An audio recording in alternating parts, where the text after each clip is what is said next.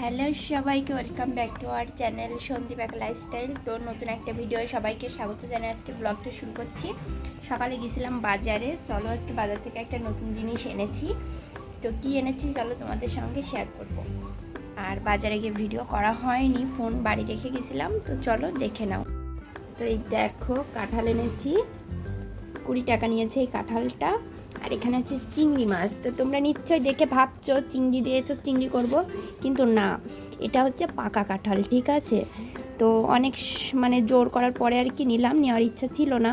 তো এটা নিয়েছে 20 টাকা, 25 টাকা যাচ্ছিলো। তো দেখো, আমি বলছিলাম ভালো হবে কিনা, তো দেখো ভেঙেও দেখিয়েছিল। এই দেখো, দেখেছো কত সুন্দর হয়েছে।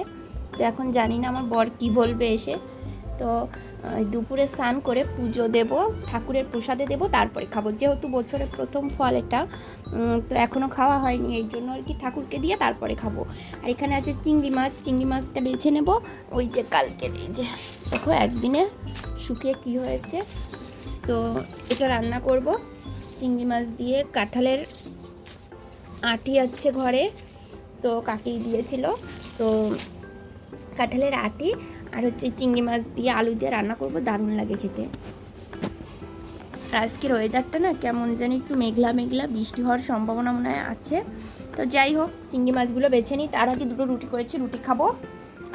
তারপরে দেখো রুটি খেয়ে বসে পড়েছি সবজি কাটতে। তো এখানে আমার পুঁই শাক কেটে নিয়েছি। এখন হচ্ছে কাঁঠালের যে আঁটিগুলো, ওইগুলো হচ্ছে গিয়ে ছাড়িয়ে নিচ্ছি খোসাটা। আর রোদ্দুরে দিলে না ছাড়াতে সুবিধা হয়, তাড়াতাড়ি ছাড়ানো যায়। আর আমার এইগুলো না শুকানো না, মানে ভিজা ভিজা, এই জন্য না উঠাতে ভীষণ কষ্ট হচ্ছে, মানে ছুলতে পাচ্ছি না, স্লিপ করে বেরিয়ে যাচ্ছে। তারপরে অনেক কষ্টে আর কি ছুললাম। তারপরে দেখো ছুলে টুলে ওই যে রেখে দিয়েছি। এখন হচ্ছে চিংড়ি মাছগুলো বেছে নেব। আর আজকে চিংড়ি মাছগুলো একটু ছোট ছিল, এই জন্য বাছতে আমার একটু কষ্ট হচ্ছে, মানে অনেকটা টাইম ধরে বাছলাম। আর দেখেছো আমার পাশে এক গামলা মাল রয়েছে, এই মালগুলো কমপ্লিট করে আজ কিন্তু দিয়ে আসতে হবে। তো চলো মাছগুলো বেছে নিই।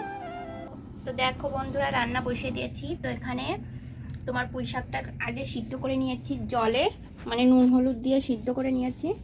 2 তেলে রান্না করি। তারপরে দেখো এখানে চিংড়ি মাছ, হলুদ দিইনি, শুধু নুন মেখে রেখেছিলাম। হলুদ মেখে আগে মাখতে হয় না মাছে, মানে রান্নার সময় মাখতে হয়।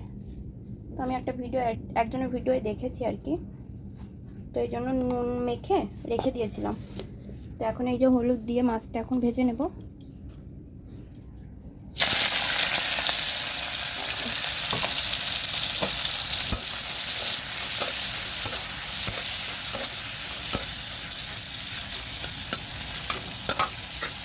আর আমি পুঁই শাকের তরকারিতে বরাবর কিন্তু ওই তোমার দিই, ওই রসুন দিই।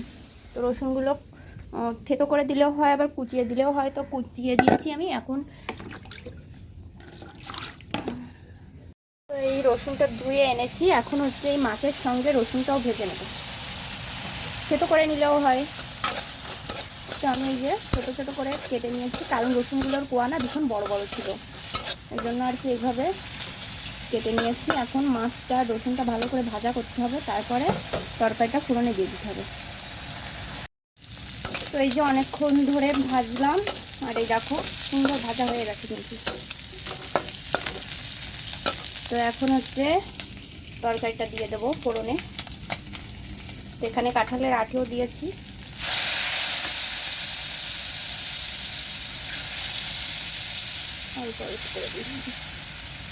ভিতরে না শুকনো লঙ্কা দেওয়া হয়েছে, এই জন্য কালারটা এরকম এসেছে। কাঁচা লঙ্কা দিলে আরো বেশি সুন্দর কালার হতো। এইবার একটু ভালো মতন ঘুটে নিতে হবে।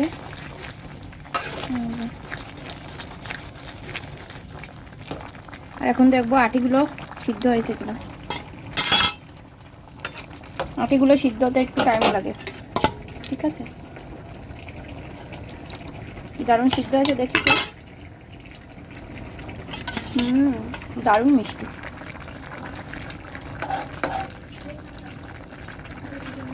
দেখো তো কাঁচা শুকনো লঙ্কা দেওয়াতে কালারটা এরকম এসেছে।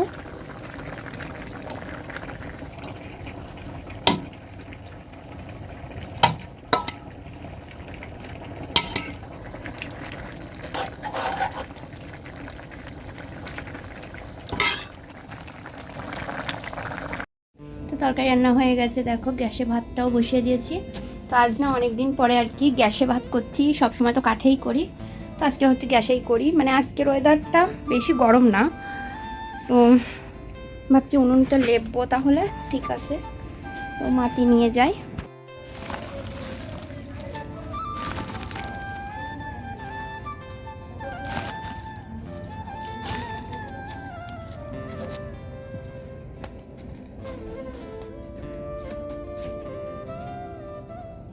অল্প অল্প ফেটেছে, আর অল্প অল্প থাকতে করলে কিন্তু বেশি ভালো হয়, ঠিক আছে। আর এই যে বৃষ্টিতে তো এমনি জলটা বলছি আদাটা নরম হয়ে আছে। তো নাও এখন মাটিটা লাগিয়ে নিই, আর বেশি ফাটিনি, অল্পই ফেটেছে, এই জন্য তাড়াতাড়ি কিন্তু লেপা হয়ে গেল। লেপার পরে একটু বেশি ভালো লাগে উনুন টুনুন। তো যাই হোক, লেপে নিই, তারপরে তোমাদের সঙ্গে শেয়ার করছি। তো এই যে উনুনটা লেপা হয়ে গেছে, আর ওদিকে ভাত হতে থাক, আর আমি এই যে ঘরটা তাহলে মুছে কমপ্লিট করে রাখি, তাহলে স্নান করতে পারবো তাড়াতাড়ি। ঘরটায় সবজি টবজি কেটেছি, তো এই জন্য একটু অগোছালো হয়ে আছে। বাসনগুলো মাজবো, তারপরে হচ্ছে স্নান করবো। তো নাও বন্ধুরা, একবারে গুছিয়ে তারপরে আসছি। আর এদিকে ভাত হচ্ছে। তো দেখো ঘরটার মোছা হয়ে গেছে, এখনো ভিজে ভিজে আছে। আর এখানে ভাত বেড়ে রেখেছি, গরম ভাত। আর হচ্ছে উঠানটা ঝাড় দিতে হবে, উঠানটা ভীষণ নোংরা হয়ে রয়েছে, দেখেছো? এই যে, আর এখন হচ্ছে গ্যাসের ওভেনটা একটু পরিষ্কার করব। এই যে কসবাইট এনেছি, একটু সাবান মেখে এনেছি, এটা একটু পরিষ্কার করতে হবে।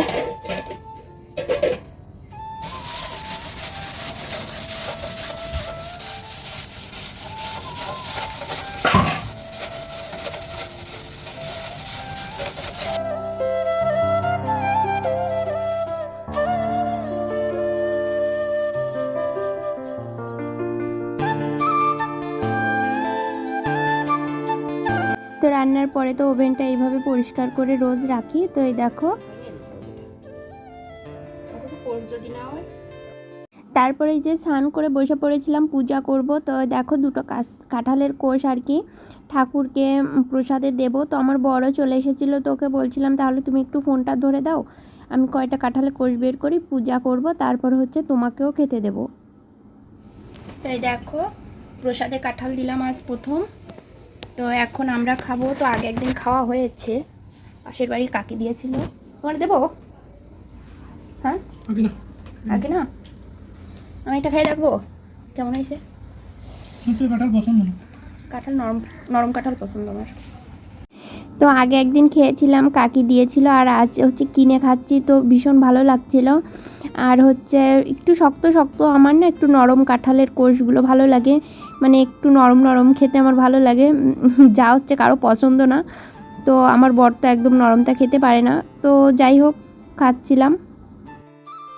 তো বন্ধুরা আমি দেখো ছাদে চলে এসেছি। তো এখন রোদ্দুর অনেকটাই কমে গেছে, তো এই জাম শক্ত নিতে এসেছি, তারপরে মাল দিতে যাব। আজকে হচ্ছে তোমার মঙ্গলবার, মালগুলো দিতে হবে, মালগুলো কমপ্লিট করে তারপরে ছাদে এসেছি। এই যে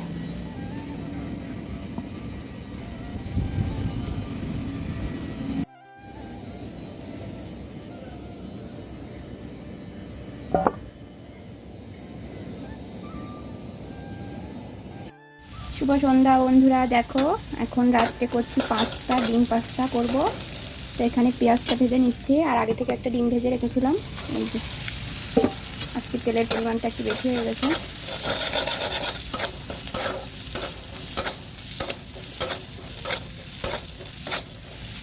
এবার পাস্তাটা দিয়ে দেবো, পাস্তাটা দিয়ে একটু বেশি সময় ভাজতে হয়।